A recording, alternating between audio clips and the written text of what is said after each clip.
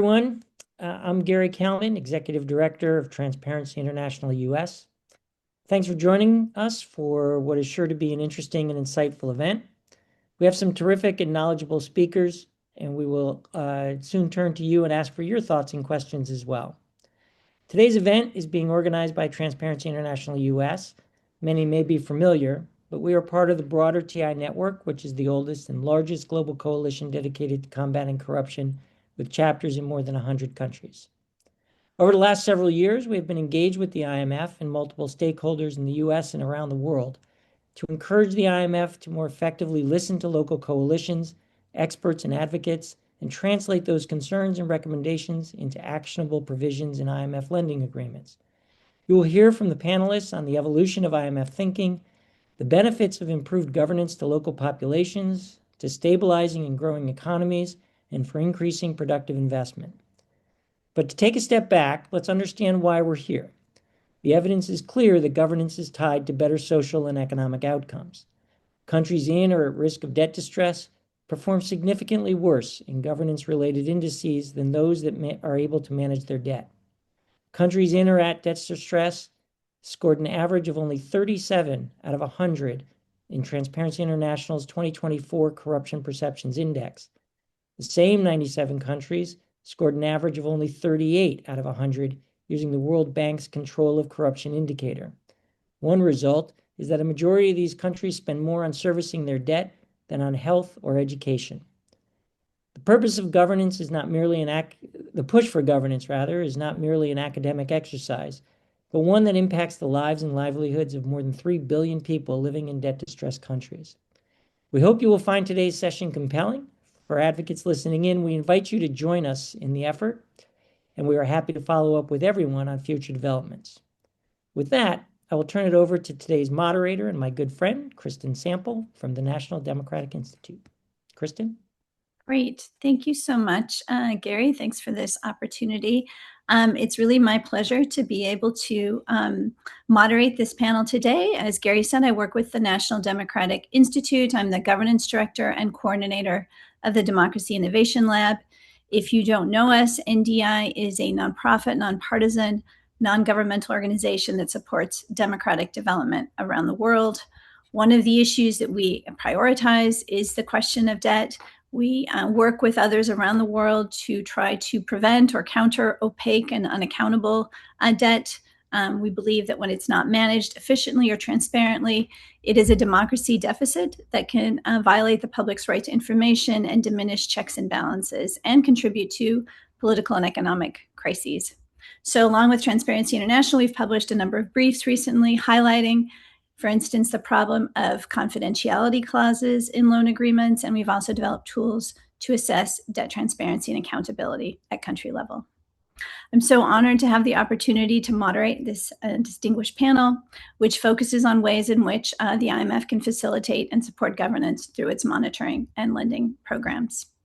We want to make this as interactive as possible, so please feel free to share questions and comments in the chat. We'll aim to address as many of those as we can during the course of the hour. I'm going to hand it over to our panelists, but first I'd like to introduce them. As you can imagine, they each have extensive and impressive CVs. I'm going to have to boil those down to just a couple of sentences in the interest of time. We'll be hearing from Elizabeth Shortino, who served as the U.S. Executive Director to the IMF from 2021 to 2025, where she represented the U.S. on the IMF Executive Board. In this role, Elizabeth voted on all policy, lending, resource, and institutional issues presented to the board for approval. And prior to her time at the IMF on the IMF board, she worked with U.S. Department of Treasury Office of International Affairs, and she's currently a managing director with Alvarez and Marsal. We'll also hear from Iman Agdassi, who is sovereign debt analyst for GMO's Emerging Markets Debt Team. GMO is a Boston-based investment management company. He has about 20 years of experience focusing on macro research and developing country economics and finance. Prior to joining GMO in 2018, he spent about a decade as an emerging markets, currencies, and fixed income analyst. We'll also hear from Maheshi Harat, Executive Director of Transparency International Sri Lanka. She's a governance and legal specialist with over a decade of leadership in advancing anti-corruption initiatives in Sri Lanka and internationally. She's played a central role in shaping Sri Lanka's anti-corruption architecture, being at the forefront of some landmark legislative and policy initiatives. So again, you can see this is an A-list panel with a deep, deep knowledge of the issues that we're going to be discussing today. We're going to kick it off with a general question posed to each of them to help us set the stage for the discussion. We'd really like to hear from their perspective how they see these linkages between growth and governance and debt, how they think that more transparent and accountable governance can be supported through these different processes, again, from their individual, unique perspectives. And we're going to start with Elizabeth. Elizabeth, I'll hand it over to you.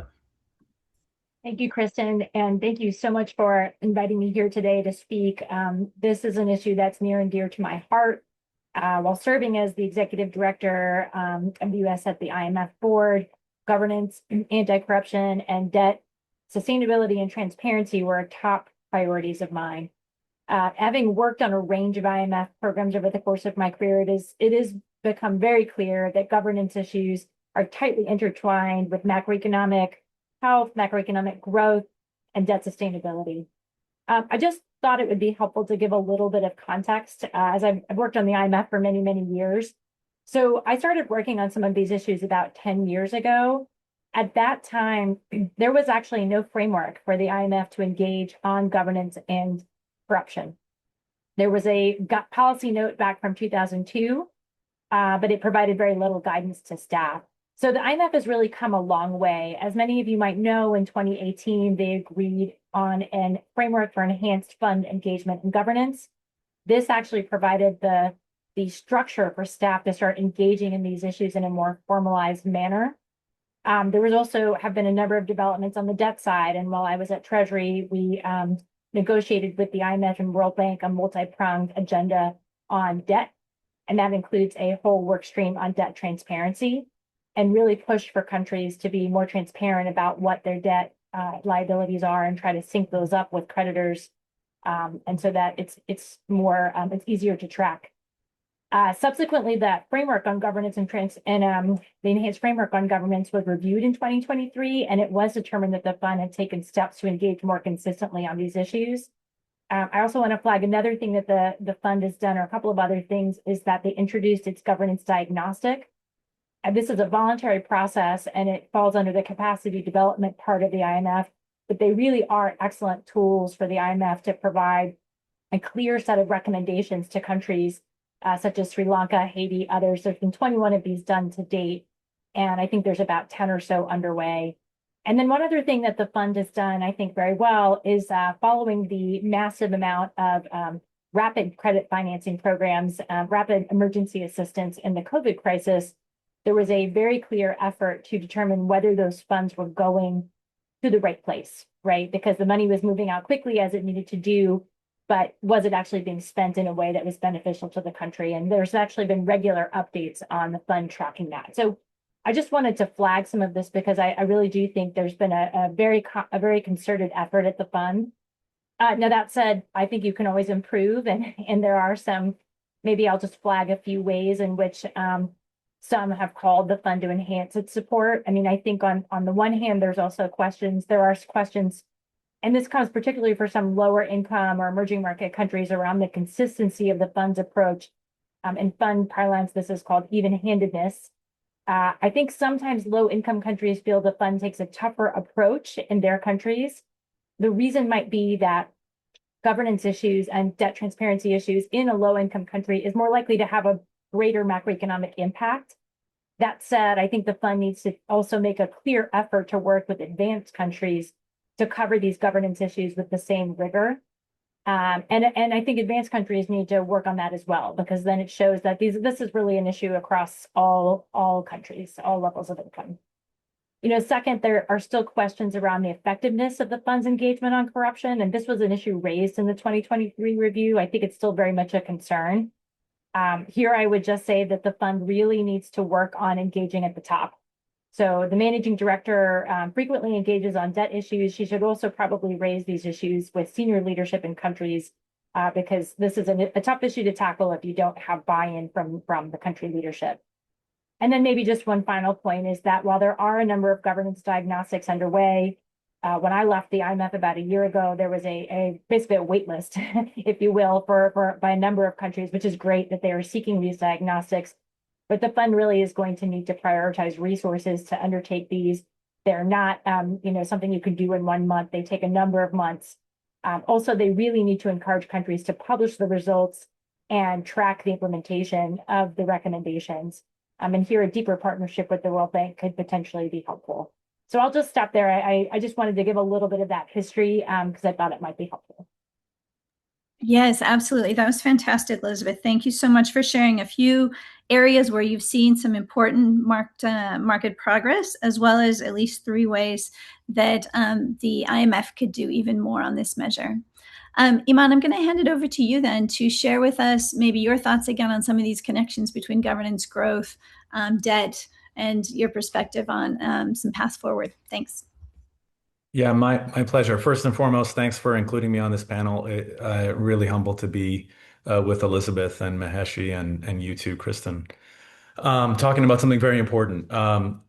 I was thinking about this in terms of how long it's been since I was kind of first introduced to this topic. About 20 years ago, at the beginning of my career, I was a much younger person at that time working for a small development organization in South India that happened to be working on matters of transparency in public services. So I was kind of in that environment where a lot of people around me were talking about matters of not just transparency specifically, but governance more generally. So at that time, I learned at an early age what a lot of people, probably dialed into this Zoom webinar already know, which is that there's this really long-standing, multi-decade old literature in the kind of economic academic space, linking good governance to economic outcomes. That's become very well accepted, I think, across all sorts of disciplines today.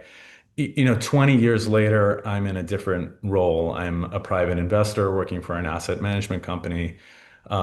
Specifically, I work for GMO, which is an investment manager based in Boston, Massachusetts. And, those issues are still very much relevant, but from a different angle for me now. So I specifically work for an emerging market debt team. So our job is to invest in emerging market debt, mostly public bonds, but some loans. But in any case, we are essentially lenders to emerging country governments. And GMO, the way GMO approaches this issue is very much as a long-term investor, right? So just to give a flavor to those people on the call that aren't, in the world of fixed income, which is probably a minority of us, sometimes you're talking about 30-year or 50-year or even 100-year bonds. That is, you're lending for really long periods of time. And if you have a long-term perspective on these countries, it naturally leads you to think of them as long-term partners, right? So you have the bondholders, the private investors like myself and my organization on one side, and you have this partner, which is the kind of emerging country governments. And if you're going to have that long-term focus and you're going to have that kind of, orientation as thinking of this as a long-term partnership, naturally, matters of institutional quality, governance, all that, that general category of concerns becomes really paramount. So my role is to, as a sovereign analyst, is to try to assess countries' levels of sovereign risk. Essentially, what are the chances that a country is not going to be able to repay its debts? And when you think about that, you might guess, of course, rightfully so, that things like debt to GDP really matter, that, primary fiscal balances really matter, that current account balances really matter. All that stuff, of course, is highly relevant, but very much relevant in that equation, quite literally, in that equation, are things like, various barometers of country governance. We find them to be highly statistically relevant. And pretty much all the conversations that we have with sovereign issuers of debt, matters of governance come up. So it's very much an important part of what we do. Fantastic. Thanks so much, Ayman, for that perspective. as a sovereign analyst, and governance matters. And I like that emphasis on the long-term partnerships. That really does give one a different perspective in terms of why these investments matter and how governance plays into it in the long term. So I'm going to turn to Maheshi now, Executive Director of TI Sri Lanka. First of all, thank you for staying up so late this evening. We appreciate it. And we'd love to hear your perspective from the country level in terms of how you see these connections playing out. Thank you so much, Kristen. It's a pleasure to be here with this esteemed panel. So the story of Sri Lanka is that this is the 17th time that we have reached out to the IMF for an extended fund facility, and this time it is 2.9 billion USD. And all the 16 times that we have actually reached out to the IMF and have received the fund facility, it was very clear that we could not achieve the economic stability that we expected to achieve. Most recent fund facility was agreed upon after the worst economic crisis that Sri Lanka has ever faced.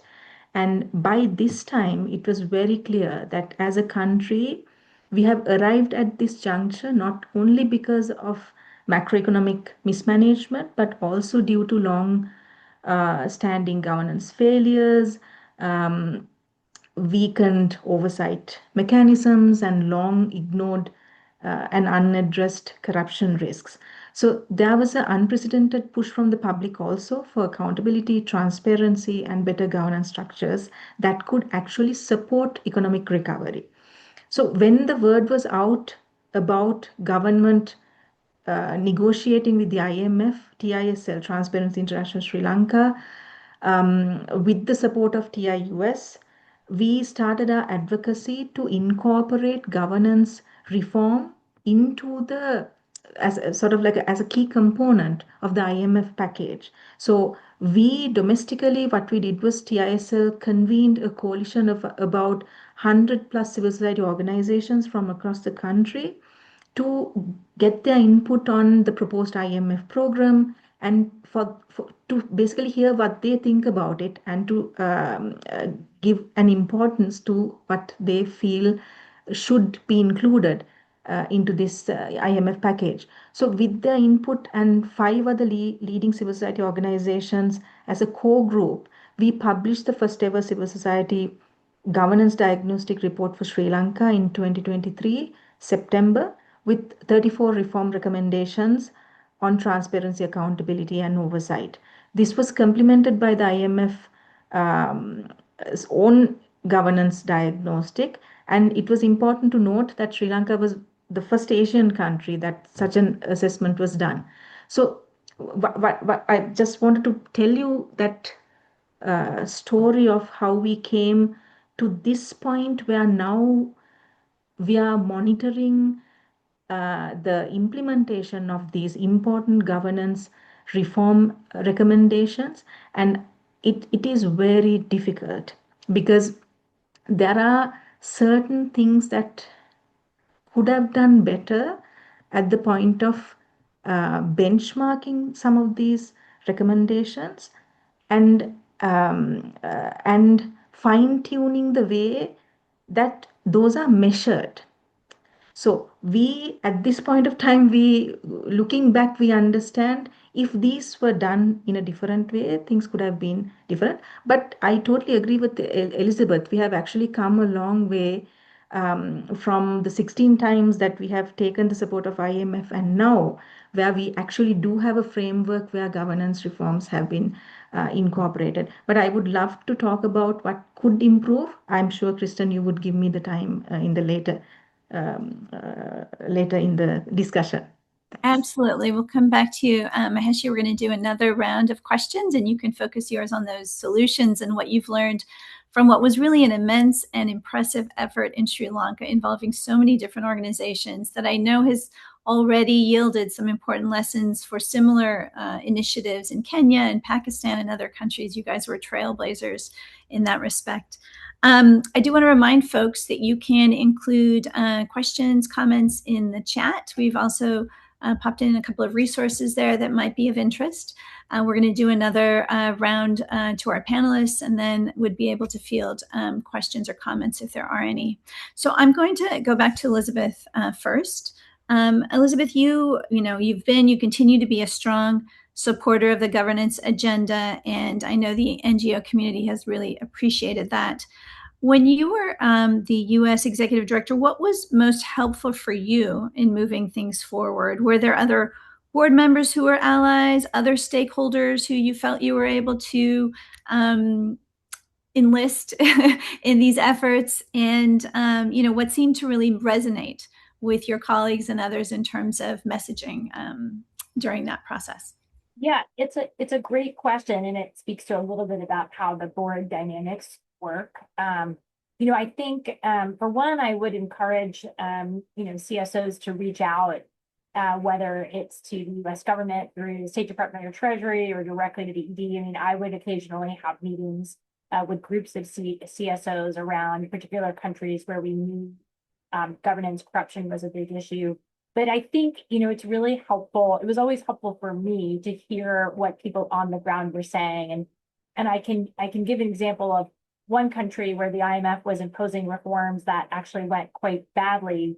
And when a group of CSOs came in and spoke to me, it became very clear that the government was trying to raise taxes and raise revenues in a country that no one trusted that their money was not going to be used badly or be used for corrupt purposes.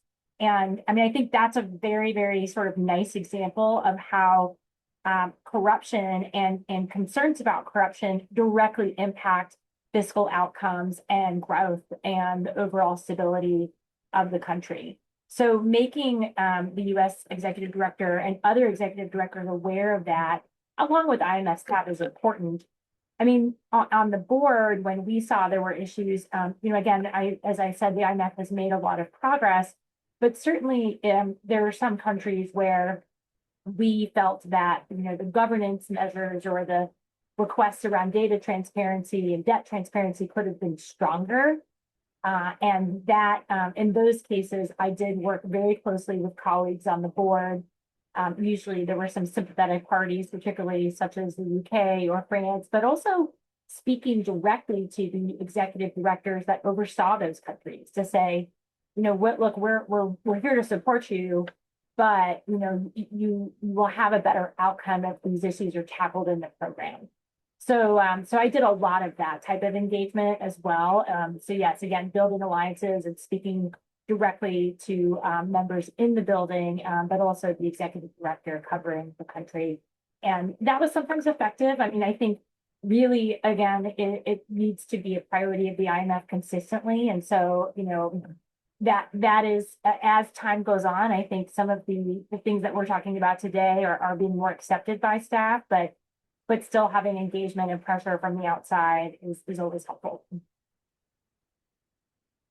Fantastic. Thanks for that. I'm going to go to Iman now for a question from your experience. Iman, you are doing assessments of countries, making recommendations to investors on investment risk. What role does governance play in that process? And can improvements in governance change the math for a specific country? I know you've already addressed this to some extent, but if you want to go into any detail or give any examples of how you do that analysis, I'm sure it would be helpful for all of us. Yeah, it's good that you said the word math because what underpins a lot of our research in determining which countries are which countries we elect to lend to effectively. There's a lot of quantitative and kind of systematic approaches to it. I don't want to oversell how complicated that is. It's really not. But we tend to do a lot of this systematically. So oftentimes we're looking to answer the question, what seems to be correlated with sovereign risk? I should have made clear, GMO is a private asset manager. A phrase I often use is that we're not running an orphanage here. Our goal is to deliver investment returns to our investors, pension funds and university endowments and other institutional investors that have entrusted their investments with us. So what we're really looking for is what are the things that seem to be predictive of returns and sovereign risk. So I mentioned some of the things you typically would think of, debt levels and fiscal performance, et cetera. This is a really good example. I think someone mentioned maybe the World Bank governance indicators, probably Gary in the beginning. I was looking at this, a few years ago when I started working in this specific field. It's interesting to me what seems to be correlated, right? So if you look at like the six worldwide governance indicators, which I'm sure a lot of people dialed into this webinar are familiar with, things like how the World Bank refers to it, regulatory effectiveness and regulatory efficiency, I think, and government effectiveness. Those things, regulatory quality, excuse me, those things seem to be really highly predictive of country risk. Control of corruption to a slightly lesser extent, but a statistically significant extent also. But what's interesting is that other things, like for instance, what the World Bank calls voice and accountability, which I always kind of interpreted as a proxy for kind of, you know, freedom, openness, democracy, etc., doesn't seem to be highly correlated. And the reason why I bring that up is because I think as private investors, and I would suppose Elizabeth can weigh in on this, or Maheshi for that matter. In the multilateral sector, I think there's an equivalent discussion, but we have to be kind of targeted in terms of how we talk about governance. There are certain things that we can influence, but there are other things that are kind of outside of our purview. So very common for investors to talk about debt and fiscal governance with the countries that we lend to. It may sound surprising to some people who are listening to this, but just simply knowing how much a country owes in terms of its public debt and to whom is not a given, right? And I think this was referred to earlier. I mean, it's a very, very basic, you know, it's a basic phenomenon that a lot of us are working on from different angles. And it's, as you could imagine, the countries that are most transparent about what they owe and to whom tend to be the ones that enjoy kind of lower financing costs, lower sovereign risk, et cetera. At the risk of being long-winded, let me give you one more example. Obviously, Maheshi is here, which is superb because Sri Lanka is such an important example of governance as it relates to debt sustainability. I'll give another example, which is Suriname. This is a country that I've followed closely the past few years. Suriname is a small country, about $7,000 per capita GDP, something in that neighborhood. And as some people might know, it has discovered a huge amount of offshore oil and gas. So this country is going to be totally transformed in the coming years, both economically and potentially kind of socially, right? From what I understand, the IMF and then also Inter-American Development Bank and I think the World Bank are all working on matters of governance for this country. Why? Because right now, kind of state capacity and governmental institutions are pretty weak in this country. So you can imagine with this huge windfall fall of revenues about to come kind of transform the economy, it's really important that the country government is working with multilateral agencies and soliciting feedback from private investors play a role here to kind of work on strengthening those institutions. And there's just a multitude of these types of conversations where the IMF is involved clearly, but there's this kind of ecosystem of stakeholders, including the private bondholders, kind of involved in the conversation. Thank you so much for sharing that. It's interesting to see on what metrics you find the greatest correlation when it comes to unpacking what governance and what good governance actually means. And then, of course, the Suriname example is so important. We've seen the resource curse play out so many times in so many different contexts. Let's hope, as you said, with a greater focus on governance and state capacity, Suriname can escape that resource curse. Maheshi, we're going to go back to you. I do see that we're getting a couple of questions in the Q&A, which is great. But first, I'd like to give you that chance. Maheshi, you said that based on this experience that you had, you do have some lessons and perhaps recommendations or suggestions in terms of how the process could play out more effectively in the future. It'd be great to hear what you think needs to be done. Thanks, Kristen. So what currently TISL is doing is supporting the monitoring of the governance reforms. Unfortunately, even though the government agreed to implement the governance reforms, there's no initiative from the government side to monitor how these are implemented. So what the government has done is to develop a national action plan on the priority recommendations flowing from the diagnostic report, but there's no mechanism set up to monitor them. So what TISL actually did was to develop a very simple web-based tracker that monitors these action plan of critical reforms called the priority recommendations, and TISL has tried to go beyond box ticking. So this platform, for example, looks at whether the recommendation was delayed, whether there are policy concerns, whether public access to information was given, whether there has been participatory and open governance standards met, things like that, right? So there has been some significant improvements like the asset recovery law being enacted, companies amendment looking at beneficial ownership transparency, initial steps towards digitalization of public procurement. Despite these, you can see the reform efforts still remain slow and uneven and incomplete.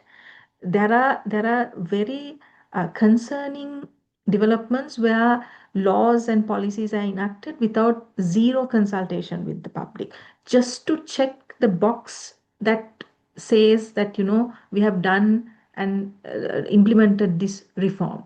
So as a result, what we felt was it's very important, firstly, to have parity of governance benchmarks with economic benchmarks. Governance benchmarks should be treated with the same level of importance as the economic benchmarks, because we know this, right? We have learned this. Institutional reform, accountability, transparency are like the core to ensuring that economic recovery happens in a sustainable manner.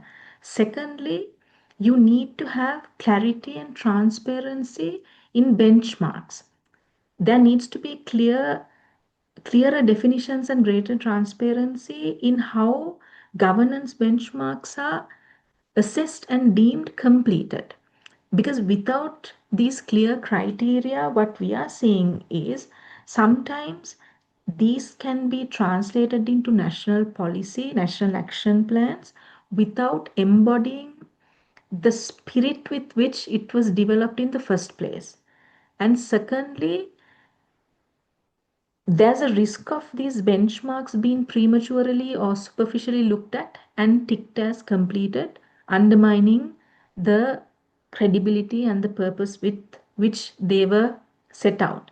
Third one is communication between IMF and civil society counterparts. Even though it was better than what it used to be, still it needs to improve. Why I say this is, in Sri Lanka, what we see is we meet with IMF very frequently. They get our input on how we see the implementation. They take our side of the story, but we do not see how our input has been utilized. So our constructive feedback given by civil society to IMF, we don't know what improvements have happened because of this input, right? And so that needs to be clearer, so that the trust building between IMF and the civil society happens in a better way, plus to ensure that the issues that we raise, which are actually have validity in the ground level at implementation level, are addressed then and there without it being dragged on to a point where you cannot fix it, because there are timelines for all of these recommendations. And I think those three are the main things that I thought about, Kristen, and we face this on a daily basis in Sri Lanka when these recommendations are being implemented. Thanks so much, Mahesh, for that very concrete ideas, governance benchmarks need to be verified, transparent, tracked, clear, binding. All of those, I think, seem to be important points. And then also, how is the CSO input reflected? That it seems like there's not a feedback loop, right? You provide the input, and then you need that feedback in terms of how it's actually been taken on. That seems critical as well. I think we could stay with the Sri Lanka case for a minute. We did get a question from Jesse about Sri Lanka's governance-linked bond. Is it a model for incorporating governance issues into other countries' sovereign bonds? Is it a useful model? I would let you respond first, Maheshi, and then I don't know if Iman or Elizabeth, you wanted to respond on that point. I would give you the chance to. Do you want to take it first, Maheshi, on the governance-linked bonds? Yeah, thanks, Kristen. But I actually, if I may say so, I'm in no way an economist. I don't, I might not be the best person to answer this question, except the fact that implementation is the key. We can have a lot of good things on paper, but when it comes to implementation, if the governance backing, the governance uh, the safety net falls down, that will not be the best solution for the other countries to be replicated. But having said that, the system might work if the governance safeguards are in place. I'll just say that because I'm not the economic expert. I will only add, so GMO was involved in the structuring negotiations that culminated in part with that governance-linked bond. In the past few years, in our world, there's been a proliferation of so-called labeled bonds that, you know, in some way, shape, or form, either environmentally or for a social purpose or governance or what have you, seek to achieve some purpose. I think Maheshi's point that she made just now, and then also previously, about measurement and a kind of accountability for how these things actually are tracked and end up being rewarded is very important. My personal feeling is that we don't want a world in which there's a proliferation of this type of debt, but it's essentially meaningless. Otherwise, it's just people kind of signaling virtues unnecessarily. In this particular case, in my experience, um, I think it targeted a very specific phenomenon, which is governance was part of debt sustainability, and that was recognized very early on in the kind of restructuring negotiations, as well as the negotiations with the IMF, right? And Maheshi touched on that. So from my point of view, absolutely, it should be held up as a success story, contingent on what you already mentioned, Maheshi, which is whether or not the kind of the measurement and um, the follow through, I guess, more broadly, needs to be put in place. Yeah, Needs to maybe be followed, if you will. Go ahead, Um, Elizabeth. Yeah. agree completely. I mean, this is what you would call a state contingent debt instrument. I think there are differing views around these. Like Eamon said, I think in very specific circumstances where you have something that's very tightly linked to a macroeconomic outcome and it's measurable and it's quantifiable, it can work. And I haven't followed this particular bond closely, but more generally, these are difficult to price, they're difficult to trade, they're difficult for the market to structure. They can be very complicated, and if there is a debt restructuring that has to take place, they can be complicated to restructure in that context as well. So I'm personally a little bit skeptical of these types of instruments, but I do think they have their place in very specific circumstances, like the one in Sri Lanka. Thanks for that, Elizabeth. I wanted to actually ask Gary if he wanted to come back on camera for a second to address this as well, because I know it's an issue that he's done some thinking and working on. Sure, very quickly, and then I will let you get back to the panelists. But the only thing I say, completely agree that these bonds are not going to be applicable everywhere, and in part, you don't want to set up a situation, and I think this is some of where the caution is. I'm less concerned about, if it's not going to be done. I'd be more concerned that if there is mushiness in the bond, right, and then investors disagree. So this goes to Elizabeth's point about restructuring or whatever. At what point do bondholders sue because they don't feel like the bond's been right? Or is there some other punishment or sanction because the bond is, there's a debate. So it can't be mushy. I do think in the Sri Lankan case, they had two very specific things that they either do or they didn't do. And so it is very measurable and it's clear. And so I do think that they have to be structured carefully and properly. But the reason that I would sort of, rather than say those raise questions, so I don't want to do it, but trying to be the opposite, which is they do raise questions, but let's try and figure it out, is the double sort of influence that comes from the IMF and the bond, right? Both calling on the government to do certain things. In the development of the Sri Lankan bond, the bondholders were looking at what the IMF already was requiring and then picked a couple of things out of that so as not to stretch the government further to be trying to respond to different bondholders or debtors, creditors in different ways, but in fact reinforcing the requirements that were in the IMF. And so I do think that it can be a reinforcing mechanism and can be helpful, not to dismiss the, I think, legitimate concerns that people were saying, but trying to figure this out as a creative vehicle moving forward. And then I'll stop. Thank you. Thank you, Gary. Thanks to all of you for the thoughts on that. Clearly an initiative or an area where there seems to be some growth, some dynamism, but there are some important caveats that people raised as well in terms of when it works and when it might not be so useful. I'm going to take now, I'm going to combine questions from Jonathan Fox and Liz David Baird, who asked about the IMF diagnostics. So they ask a few different questions. I'm going to put them all out there, and then our panelists can choose which ones they want to take.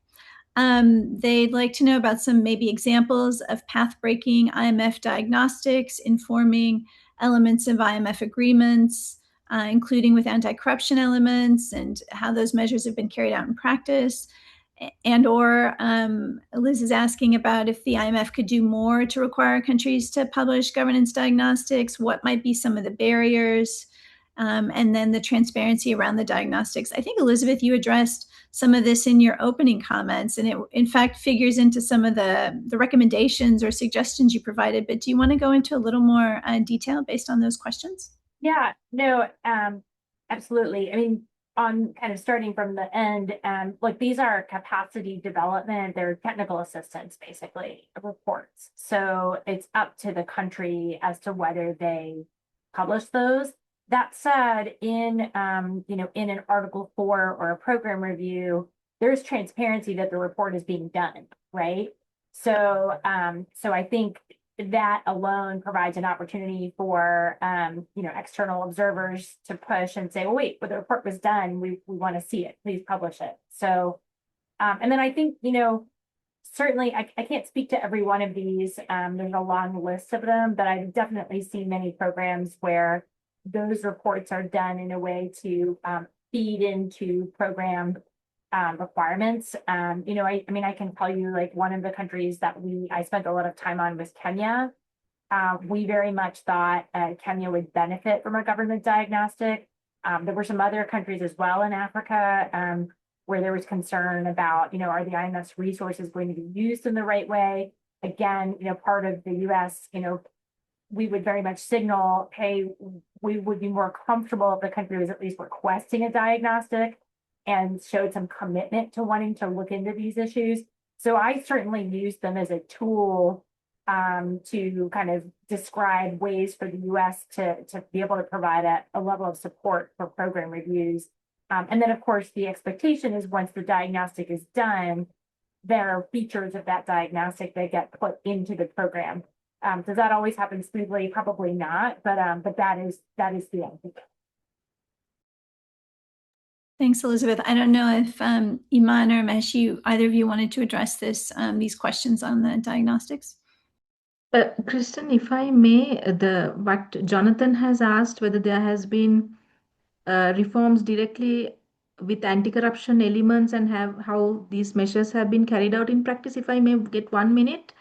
In the Sri Lankan context, the diagnostic has been very detailed, and there has been very specific recommendations for reform when it comes to anti-corruption. So, for example, the enactment of the asset recovery law, reforms in the public procurement, digitalizing them. So, like very specific things, right? So, what we have seen is they translate into national action plans, which has happened for Sri Lanka, and they what we see is when it comes to a law, for example, they enact the law. They get together. Okay, now it flows from the IMF diagnostic. We need to pass this law, and we need to pass it.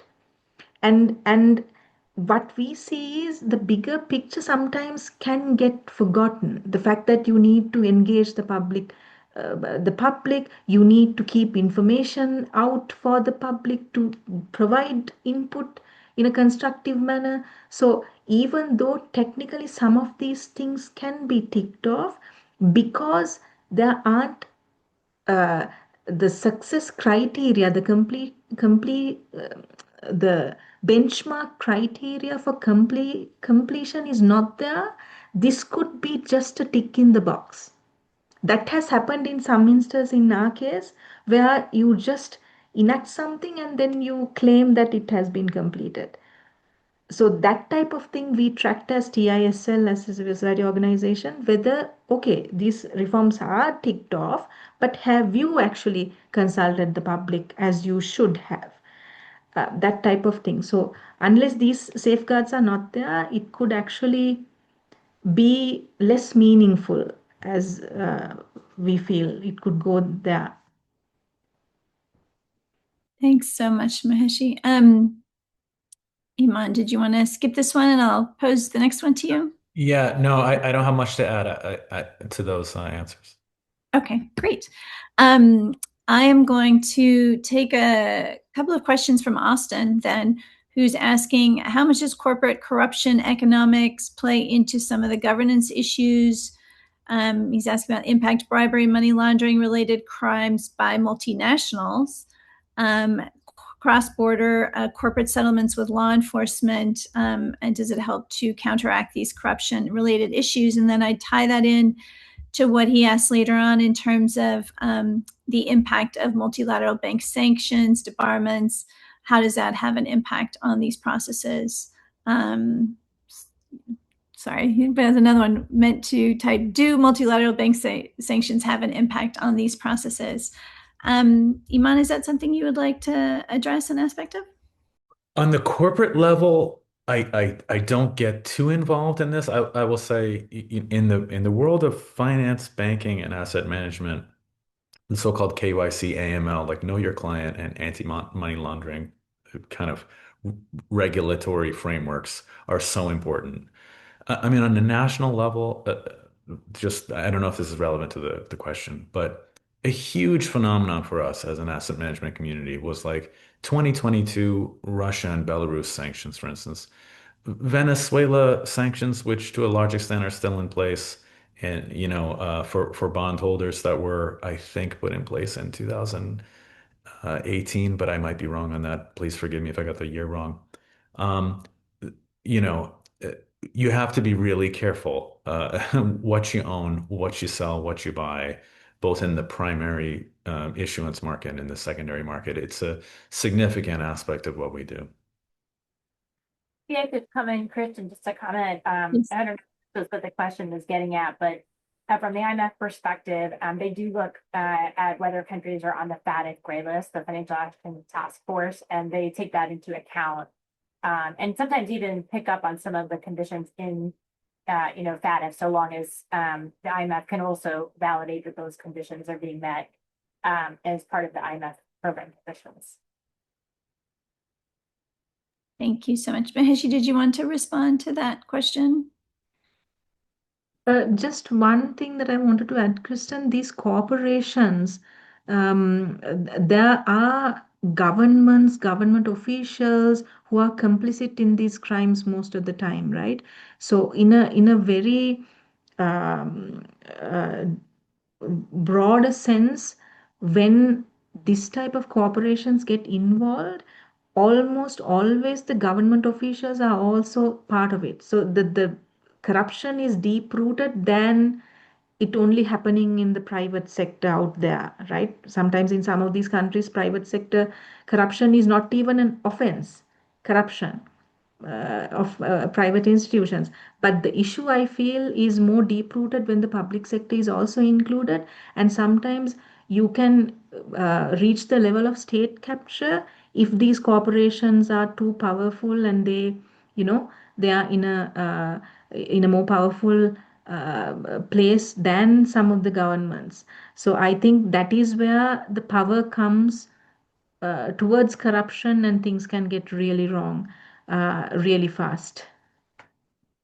Thanks so much, Maheshi. You guys have all done a fantastic job of responding to my questions and to the questions in the Q&A. I would like to give you each 2 minutes now as we close out to offer any final reflections of your choosing, of something maybe that we forgot to ask you that you'd like to highlight, or something you'd like to underscore from the discussion before we close. Elizabeth, should we start with you? Sure. I don't know that I have that much more to add besides, it's very welcome that Transparency International and other organizations like NDI continue to place a heavy focus on this. I think your role in calling out the importance of governance, and also now I would just say now moving to the private sector in the last year, seeing from that side how critical transparency, communication, good rule of law all plays into whether or not companies want to do business in that country. It's really, really critical. And one of my roles right now is working on the U.S. Ukraine Reconstruction Investment Fund. That's a client of mine. And we see that companies are eager to go into Ukraine, but they also want reassurance that they're not going to be faced with issues around corruption. So it is a very, very important issue. It's vital to countries being able to grow and develop and attract foreign direct investment. And so I think it's great that you're continuing to shed the light on some of these dynamics. Thanks so much, Elizabeth. Iman? I was thinking about it as you asked the question. The one last thing I would say is echoing a point that I was trying to make earlier, which is about partnerships with the countries that we invest in, or with the countries that the IMF country members. It really requires government cooperation. So these things cannot be imposed by fiat, right? So you take an example, an Article 4 report on the part of the IMF will not get published, to my understanding, without the agreement of the country government, right? That's an important fact. So if there are things that the IMF is pushing for, or the IMF advocates, and it wants to publicize those things, it still needs the cooperation of that sovereign government. So I think this is something we have to remember, that in the end, we as people from civil society, or from the kind of private lending community, or from the multilaterals, we can certainly make a difference advocating for things that are, beneficial to us and hopefully beneficial to people living in developing countries. But I think sometimes we have to be realistic and realize that in the end, we do require the governments to play their role. They are really the decision makers in the end. Thank you so much, Iman. Maheshi, some final thoughts, recommendations? Yes, Kristen, I think Jesse has also asked a question which we have sort of forgotten to answer. I'll answer that and in my part of it. So, transparency and governance benchmark, how it can be treated on par with economic benchmark. It is difficult because governance reform it takes longer time. It has nitty-gritties that you might miss, which are important. It requires a lot of stakeholders, including civil society, to ensure that those are implemented properly. So there needs to be a conscious effort on the part of the government, the IMF, and civil society to fine tune and identify these benchmarks, the criteria for completion, what does success look like, well in advance. and you need to have a plan of action to monitor them more closely, perhaps with than the economic criteria, because economic criteria could be more straightforward than the governance benchmarks. So, as Eamon mentioned, partnerships are important, government cooperation is important, and even across borders, partners, civil society partners, talking to each other and discussing what works and what does not work are important criteria for success. Great. Thank you so much for those comments. We're just about at time, so I'm going to wrap it up. I really want to thank the three panelists. You've covered, it's been so fascinating to have these different perspectives, from the civil society perspective at country level, from the analyst and the private sector perspective, and then Elizabeth, from your IMF Treasury history, and then also now you have the private sector perspective at all. So it's been fascinating to hear how all of these converge on some core issues around governance, recognizing that the IMF has made some progress. That's encouraging over the last 8 years or so, and then highlighting some core areas where more could be done when it comes to the diagnostics and when it comes to implementing the diagnostics and ensuring these aren't check-the-box exercises. It's certainly an issue that we're going to continue to speak about. I'd really like to congratulate TIUS for bringing people together to talk about this. We're coming out of the spring meetings. There will be meetings in the fall, and there's the G20 process that promises, I think, to highlight and feature these questions prominently, I think, and I hope. So thanks again to everyone. Thanks, a special thanks to Annalisa Burkhart as well from TIUS for organizing all of this and herding all of us cats through the process. This will be recorded, so you'll be able to share it with others. We'd appreciate that if you could help disseminate it to others. And always on behalf of NDI, and I'm sure TIUS as well, we're very willing to hear your feedback or suggestions that you have regarding this event or other types of things that we could be highlighting and focusing. So thank you, everybody. Happy Friday. Happy Saturday to Maheshi, because for you it's already tomorrow. Thanks again for joining. Have a great evening, everyone. Bye-bye.